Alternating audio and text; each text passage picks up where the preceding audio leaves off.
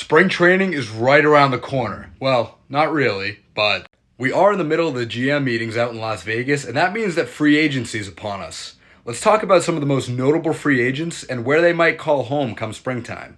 Starting out with the catching position, I personally have a really tough time seeing the Phillies part ways with JT Realmuto. I mean, he's the backbone of the team, and you're talking about really breaking up the core if he were to leave. I see him signing a short-term, maybe a 2-year deal with them, and maybe they'll run it back. Alex Bregman could be a Detroit Tiger come springtime. He opted out of his contract with Boston. They were in heavy pursuit of him last offseason, and he's already close with AJ Hinch. I could see him looking for a 5-year deal with around 25 AAV. Could be a good fit on both sides. We'll see. No doubt the most notable shortstop on the whole free agency list is Bo Bichette. Will the Blue Jays show him the money like they did for Vlad Guerrero, or will another team swoop in like the Dodgers, who we definitely know aren't afraid to spend a pretty penny? We'll see. We're going to jump over to first base now for one of the most interesting free agents out there, Pola Pete.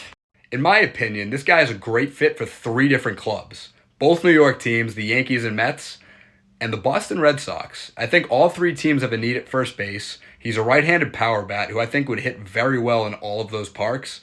It's just going to come down to who opens their pockets. Moving on now to the outfield, Kyle Tucker. This guy had an interesting season. He battled injuries, was streaky at times, but we know what he can do. He's proved it throughout his career, and he's a solid defender as well. I could see him in 2 different places. New York, because he'd hit well in that park and they need an outfielder, and the Dodgers, because they're in on everybody. The next outfielder on the list is not me. It's Cody Bellinger.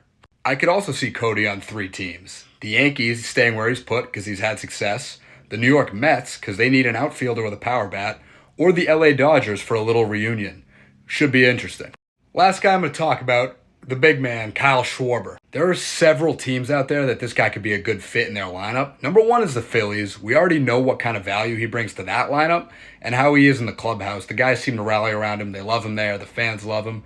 He might stay. If not, the Rangers would be a good suitable team as well because they finished 22nd in runs scored in the entire league last year, and they need some offense. The Boston Red Sox are another team that's going to be definitely interested in Kyle Schwarber. The only question is, what do you do with Masataka Yoshida? But I'm sure they can figure something out. Lastly, the New York Mets. If Pete Alonso comes off the books, that's an extra $90 million that the Mets will have in spending money. Not that they need it, but Kyle will be a great fit there as well to go along with Juan Soto and Francisco Lindor. Should be interesting to see what they do this offseason.